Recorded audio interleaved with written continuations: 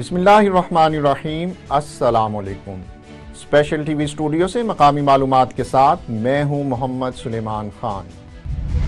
अमीर जमात इस्लामी पाकिस्तान सिराजुल हक का कहना है कि सूदी निज़ाम का खात्मा किए बगैर मुल्क मसाइल की दलदल से नहीं निकल सकता। इन ख्यालात का इजहार उन्होंने लाहौर में वर्कर्स कन्वेंशन व यूथ टैलेंट अवार्ड तकरीब से खिताब के दौरान किया। उसामा इजाज की रिपोर्ट में तफसीलात देखते हैं। लाहौर में हल्का 166 के ज़ेरे एहतमाम workers convention youth talent award की तकरीब का इनेकाद किया गया, जिसमें अमीर जमात इस्लामी सिराजुल हक, सेक्रेटरी जनरल जमात इस्लामी पाकिस्तान अमीरुल अजीम, अमीर जमात इस्लामी हल्का लाहौर ज़ियाउद्दीन अंसारी एडवोकेट समेत सैकड़ों कारकुनों ने शिरकत की। इस मौका पर खिताब करते हुए अमीर जमात इस्लामी सिराजुल हक का कहना था कि सूदी निज़ाम का खात्मा किए बगैर मुल्क मसाइल के दलदल से नहीं निकल सकता। अल्लाह के फजल से सूदी निज़ाम का खात्मा करने की ताकत सिर्फ जमात इस्लामी में है। सेक्रेटरी जनरल जमात इस्लामी पाकिस्तान अमीरुल अजीम ने कहा कि 40 साल से मुल्क मैदान जंग बना हुआ है। अफगानिस्तान इस्लामी निजाम के निफाज की वजह से तरक्की कर रहा है। अफगानिस्तान की करेंसी अमरीकी डॉलर के करीब तरीन पहुंच चुकी है। अफगानिस्तान की एक्सपोर्ट्स पाकिस्तान से बढ़ चुकी है। हुकूमत बिजली चोरों और डेट डिफॉल्टर से रिकवरी होने वाले अरबों रुपए से अवाम को रिलीफ दे। तमाम शख्सियात से बिजली के बिल और पेट्रोल की कीमत वसूल की जाए, चाहे वो वजीर हो, मशीर हो, किसी भी इदारे के सरबराह हो या मुलाजिम भी क्यों न हो। सब अपनी तनख्वाहों से बिजली के बिल अदा करेंगे और अपनी गाड़ियों में पेट्रोल भी खुद डलवाएंगे। तो न सिर्फ महंगाई का खात्मा होगा बल्कि बिजली, पेट्रोल और गैस भी सस्ती होगी और मुल्क का कर्जा भी उतर जाएगा। तकरीब में इख्तिताम पर मैट्रिक और इंटरमीडिएट के इम्तिहानों में नुमाया नंबर हासिल करने वाले तलबा और अहलियान जोहर टाउन के एजाज में जमात इस्लामी PPP 166 की जानिब से मैट्रिक और इंटरमीडिएट में 90% से ज्यादा नंबर लेने वाले तलबा में शील्ड्स और कैश प्राइज भी तकसीम किए गए।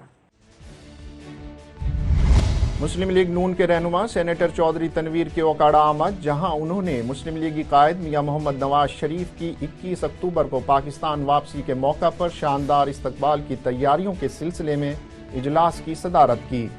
जैन अली भट्ट की रिपोर्ट में तफसीलात देखते हैं। पाकिस्तान मुस्लिम लीग नून के अहम रहनुमा सेनेटर चौधरी तनवीर ने साबिक वजीर आजम कायद पाकिस्तान मुस्लिम लीग नून मियां मोहम्मद नवाज शरीफ की 21 अक्टूबर को पाकिस्तान वापसी के मौका पर शानदार इस्तकबाल की तैयारियों के सिलसिले में मुनक्कदा इजलास की सदारत की। जिले सदर उकाड़ा मियां मोहम्मद मुनीर की रहायशगाह पर मुनक्कदा इजलास में साबिक मेंबरान कौमी और सूबाई असम्बली ने भरपूर शिरकत की। कोऑर्डिनेटर जिला उकाड़ा सेनेटर चौधरी तनवीर ने इजलास से खिताब करते हुए कहा कि अवाम मियां मोहम्मद नवाज शरीफ की वतन आमद पर फकीदुल मसाल इस्तकबाल करेंगे। मियां नवाज शरीफ वापसी पर पाकिस्तान में कानून का सामना करेंगे और इंशाअल्लाह अदालतों से सुरखरू होंगे।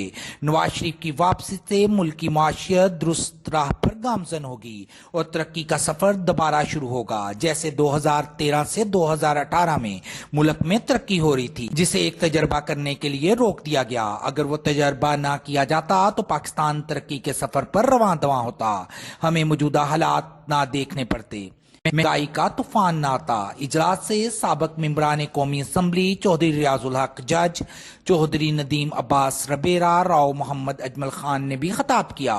साबिक मेंबरान सूबाई असम्बली चौधरी मनीबुल हक, इफ्तिखार हुसैन छच्छड़, सैयद आशक हुसैन करमानी, जवेद अलाउद्दीन, पाकिस्तान मुस्लिम लीग नून के जिलाई विंग्स, वकाला, MSF, लेबर, खवातीन, किसान, यूथ के ओहदेदारों ने भी इजलास में शिरकत की। बादशाह मीडिया से गुफ्तगू करते हुए चौधरी तनवीर ने कहा कि इलेक्शन करवाना इलेक्शन कमीशन का काम है। नवाज शरीफ की वापसी से मुल्क की माशियत दुरुस्त राह पर गामजन होगी। गुजरांवाला में फूड अथॉरिटी की बड़ी कार्रवाई, जानवरों की आलाइशों से तैयार शुदा 880 किलो मुज़ीर सेहत घी जब्त कर लिया गया। ब्यूरो चीफ गुजरांवाला गजनफर शाह की रिपोर्ट में तफसीलात देखते हैं। गुजरांवाला में तंग गली घरों में छापा, जाल साज माफिया बेनकाब। फूड सेफ्टी टीमों का सैयद पाक बाजार दुल्ले में वाकया फीड रेंडरिंग यूनिट पर छापा, जानवरों की अलाशों से तैयार करदा 880 लीटर मुज़रे सेहत घी जब्त। मुकदमा दर्ज। रैशी इलाके में छुप कर जानवरों की चर्बी और अलाशों से घी तैयार किया जा रहा था। DG फूड अथॉरिटी राजा जंगीर ने बताया कि 100 फैक्ट्रियों को सप्लाई के नाम पर चर्बी से तैयार करदा घी का सप्लाई रिकॉर्ड अदम मौजूद पाया गया। चर्बी, अलाशों से तैयार करदा घी और सप्लाई का मुकम्मल रिकॉर्ड इंतहाई लाजमी है। कानून की खिलाफ वर्जी करने वाले food and feed rendering licence के बगैर काम नहीं किया जा सकता। फीड रेंडरिंग ऑयल का खुराक में इस्तेमाल संगीन जुर्म है। अलाशों से तैयार घी सिर्फ बायोडीजल बनाने में इस्तेमाल किया जा सकता है। सूबे भर से इस्तेमाल शुदा और अलाशों से तैयार ऑयल को ठिकाने लगाने के लिए नई पॉलिसी मुतारफ करवाई जा रही है। जालसाज माफिया के नित नए अरब नाकाम बनाने के लिए तमाम वसाइल बरूरे कार लाए जाएंगे। मिंचनाबाद के ताजिर डाकुओं के शिकंजे में 15 मिनट्स के दौरान 5 मेडिकल स्टोर्स लूट लिए गए, जबकि एक शहरी से मोटरसाइकिल छीनकर डाकू फरार होने में कामयाब हो गए। पुलिस खामोश तमाशाई। इस बारे में तफसीलात जानते हैं नुमाइंदा स्पेशल टीवी मिंचनाबाद चौधरी मोहम्मद इस्माइल से। जी इस्माइल, तफसीलात से आगाह कीजिएगा। जी, इस वक्त हम मौजूद हैं मिंचनाबाद में, जहां पर रात गए डकैती की छः वारदातें सामने आई है। हमारे साथ जो कि मेडिकल स्टोर के मालिक मौजूद हैं, उनसे बात करते हैं। जी अस्सलाम वालेकुम। बोर्ड दी तस्वीर बना। वालेकुम सलाम जी। जी, कैसे ये डकैती पेश आई और क्या टाइम था और क्या ये तकरीबन मेरे पास जो टाइम था 7:20-25 में 7:23 मिनट पे मेरे पास आए हैं। पहले उन्होंने पिछली मार्केट में डकैती की है। जब वो यहाँ आए हैं तो उन्होंने पिस्टल दिखा के हमें कहा कि भाई आप हमें जो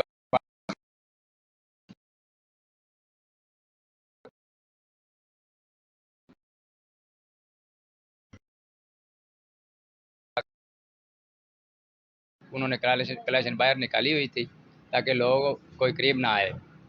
बाकी उन्होंने बड़ी ऐसे इतनी दिलेरी के साथ वो डकैती कर रहे थे जैसे उनका कोई पीछा नहीं कर रहा और जैसे पुलिस भी उनका कोई पीछा नहीं करेगी। तो मैं अब आरपीओ बहावलपुर से ये मुतालबा करता हूँ कि फिलफौर हमारे जो दहशतगर्द हैं इनको फिलफौर गिरफ्तार किया जाए, नहीं तो ये दहशतगर्द किसी नए नुकसान का बायस बन सकते हैं और बाकी अवाम को भी परेशानी का सामना है। बाकी रहा मसला हमारे जो अफिसरान हैं, डीएसपी साहब हैं या एसएचओ साहब, फिलफौर इनको चेंज किया जाए यहाँ से और इनकी जगह एक्टिव अफिसरान लगाए जाएँ। ऐसे लग रहा है जैसे ये डकैत हजरात को कुछ नहीं कहेंगे और हमारी आवाम को नुकसान होने का ख़तरा है। ये तो अभी थोड़े नुकसान का बायस, अब जब वो किसी बड़े नुकसान का बायस भी बन सकते हैं। और मैं आईजी पंजाब और आरपीओ बहावलपुर से ये मुतालबा करता हूँ कि फौरी हमारे डीएसपी को और एसएचओ साहबान को चेंज किया जाए और यहाँ नए एक्टिव दयानतदार अफिसरान को लगाया जाए ताकि हमारी तहसील दहशतगर्दी से बच सके। तीसरा मेडिकल स्टोर है जहां पर डकैती की रात को वारदात पेश आई है। हमारे साथ ओनर मौजूद हैं, उनसे पूछते हैं। जी, रात को जो डकैती की वारदात आई है किस टाइम पेश आई है और क्या क्या नुकसान हुआ है आपका? 7 बजे के बाद वो आए हैं। एक आदमी इधर आया है, उसके पास राइफल थी, ठीक है, और मेरे डैडी जी थे, मैं नहीं था। उन्होंने उनसे पूछा है अभी, हाँ जी कैसे? उन्होंने कहा जी मैं पैसे लेने के लिए आया हूँ और राइफल दिखाई है। अबू जी ने गोला खोल दिया है। उन्होंने जो उनमें से जितने पैसे थे वो लेके और वो फौरी चला गया। तकरीबन कितनी नकदी थी जो आपसे छीन कर गए हैं? अप्रोक्सीमेटली 30-35 हज़ार। 30-35 हज़ार। उसके अलावा कोई आपका मोबाइल फोन वगैरह? नहीं, सिर्फ नकदी लेके फरार हुए? जी बिल्कुल। जी अस्सलाम वालेकुम। वालेकुम सर, अस्सलाम। रात को शाम को ही जो कि दिन ढलते ही डकैती के वारदातों का सिलसिला जारी रहा। आपके मेडिकल स्टोर पे भी डकैती हुई है, क्या कहना चाहिए? जी बिल्कुल, डकैती हुई है। तकरीबन 7:30 का टाइम था। 3 लोग आए थे, एक नकाबपोश था और 2 के मास्क लगे हुए थे और गन पॉइंट पे हमसे नकदी ले गई। 3 लोग थे? जी 3 लोग थे। तीनों के पास ही असला था? जी, एक के पास बड़ी राइफल थी और 2 के पास पिस्टल थे। जी, हमारे साथ शहरी मौजूद हैं, पूछेंगे क्या कहना चाहेंगे। जी, इंतज़ामिया को और अल हुकाम को क्या पैगाम देंगे? मैं मिंचनाबाद शहरी की हैसियत से DPO साहब भावनगर से गुजारिश करूंगा कि वो थाने की नफरी जो कम है उसको पूरा करें, मोटरसाइकिल गश्त ज़्यादा बढ़ाएं ताकि जुर्म में कमी हो सके, अच्छे से अच्छा अफसर यहाँ तैनात करें ताकि जुर्म कंट्रोल हो। ये आए दिन डाके पड़ रहे हैं, ये क्यों ऐसा हो रहा है? क्या DSP में कोई कमी है या SHO मिंचनाबाद में कोई कमी है? जो भी है वो जिम्मेदार तो DPO ही है, क्योंकि भावनगर का आला अफसर तो वही है। उससे हमारी गुजारिश है कि वो इसका कंट्रोल करें, इस जुर्म को ख़त्म करें, अच्छी नफरी लगाएं, अच्छा गश्त हो ताकि मिंचनाबाद की अवाम सुख सुकून। जी मैं इस वक्त मौजूद हूँ मिंचना आबाद चीफ मेडिकल स्टोर पर, जहाँ पर शाम को डकैती की बहुत बड़ी वारदात पेश आई है। हमारे साथ जो कि इधर के ओनर मौजूद हैं, उनसे बात करते हैं, उनसे पूछते हैं वो क्या कहना चाहेंगे। जी अस्सलाम वालेकुम। वालेकुम सलाम। जी, रात को जो डकैती की वारदात पेश आई है, कैसे पेश आई है और कितने लोग थे? वो 3 जब बंदे थे, एक तीनों ने मास्क पहने हुए थे, एक मुंह पर रुमाल लपेटा हुआ था, असला था, एक राइफल थी, 2 पिस्तौल थे। हमें पिस्तौलों के धमकाया गया, तो फिर नकदी कैश भी सब ले गए। आपके पास जो असले के जोर पर नकदी थी वो छीनकर फरार हो गए? जी फरार हो गए। कोई इधर जो कि इंतजामिया वगैरह कितने टाइम पर 15 पर कॉल की थी, तकरीबन आधे घंटे बाद पुलिस आई थी। आप लोगों ने 15 पे कॉल किया, आधे घंटे बाद? जी आधे घंटे बाद आई है। कि जैसा कि आप मौक़िफ़ सुन रहे थे भाई का, कि वो कह रहे हैं शाम को जो डकैत आए हैं, तीनों के पास, एक के पास राइफल थी, 2 के पास जो कि पिस्टल थे, और शाम को इधर आए हैं, हमें असले के ज़ोर पर हमसे नकदी छीन कर बआसानी फ़रार हो गए। हमने 15 पे कॉल की, लेकिन उसके बावजूद भी यहाँ से मिंचना आबाद जो कि थाना है सिर्फ 2 से 3 मिनट की मुसाफत पर है, लेकिन आधे घंटे के बाद मिंचना आबाद पुलिस इधर पहुँची। जी समंदरी में थाना सिटी की हुदूद में गैस एजेंसी पर डकैती की वारदात। नामालूम मुसल्लह अफराद दुकान से असले के जोर पर 1,70,000 रुपये से जायद नकदी और मोबाइल फ़ोन छीन कर फरार होने में कामयाब हो गए। थाना सिटी समंदरी में दूसरी वारदात रावी मोहल्ला में हुई। मुसल्लह अफराद असले के जोर पर घर में दाखिल होकर नकदी और जेवरात लेकर फरार हो गए, जिसकी मालियत 12 लाख रुपए बनती है। दोनों वारदातों की दरख्वास्त थाना सिटी में जमा करा दी गई। पंजाब बार कौंसिल की हिदायत पर चूनिया में भी वकला की हड़ताल। इस सिलसिले में नोटिफिकेशन जारी किया गया। वकला के खिलाफ झूठे और बेबुनियाद मुकदमात खारिज किए जाएं।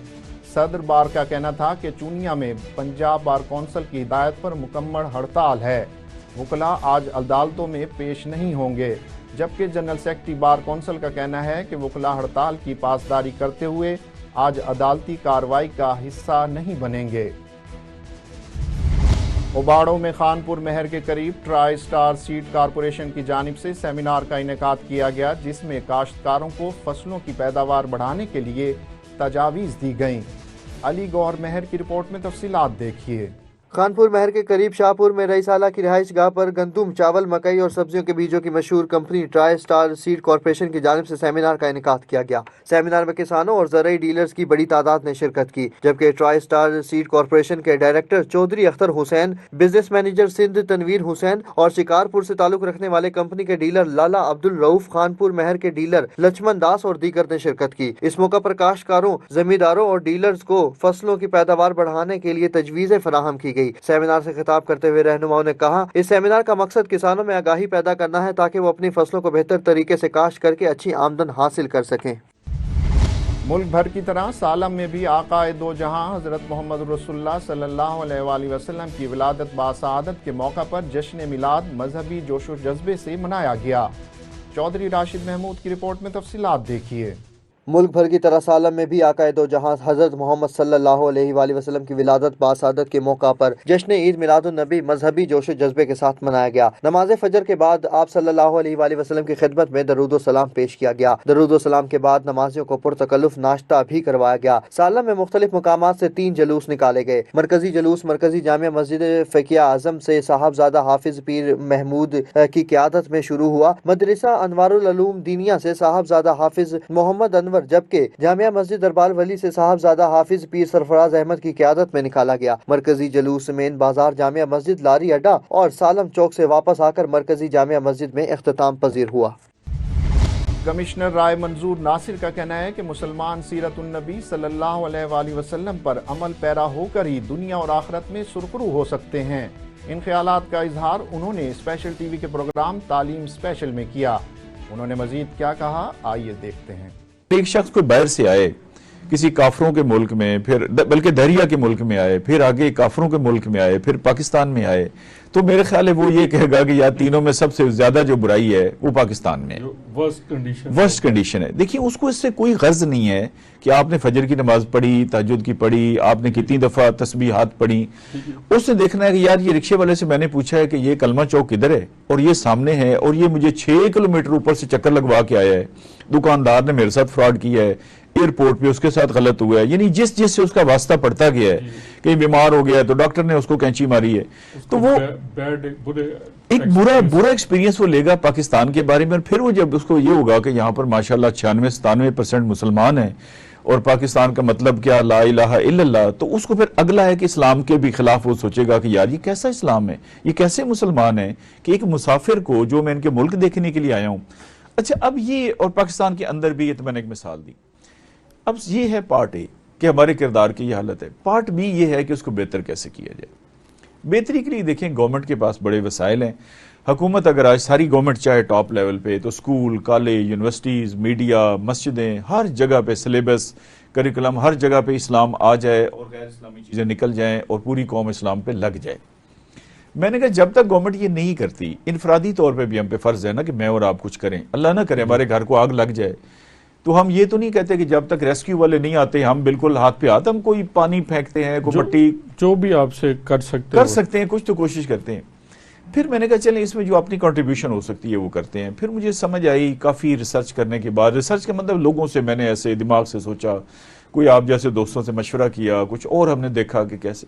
मेरे ख्याल के मुताबिक सीरत नबी सल्लल्लाहु अलैहि वसल्लम से बेहतर कोई वॉशिंग मशीन नहीं है मुसलमान के लिए कि इसमें उसको धोया जाए और वो एक नया मुसलमान जो है ना वो तैयार हो जाए, एक नया शख्स तैयार हो जाए जैसे उसको असल में होना चाहिए। देखना, कपड़ा असल में तो साफ होना चाहिए ना, गंदा तो हम करते हैं। वैसे आजकल और भी जगह वॉशिंग मशीनें लगी हुई हैं।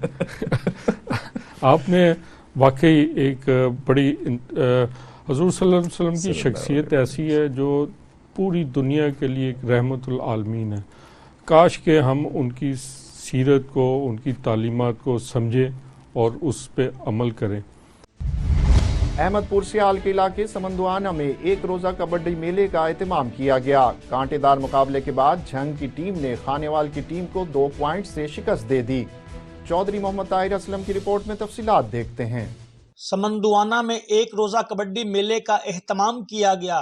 झंग और खानेवाल की कबड्डी टीमों के माबैन कांटेदार मुकाबला के बाद ये मैच झंग की टीम ने 2 पॉइंट्स से जीत लिया। शायकीन की एक बहुत बड़ी तादाद खिलाड़ियों की फुर्ती और दाव पेच से बेहद महजूज हुई। उम्मीदवार बराए सूबाई असम्बली खान अमीर अब्बास खान सयाल और उम्मीदवार बराए कौमी असम्बली नवाब बाबर अली खान सयाल मैच के मेहमान खसूसी थे। दोनों मेहमानान जब कबड्डी ग्राउंड में पहुंचे तो ढोल की थाप, शहनाई की गूंज और सकाफती रक्स झूमर से उनका वालेहाना इस्तकबाल किया गया। उन पर गुलपाशी भी की गई।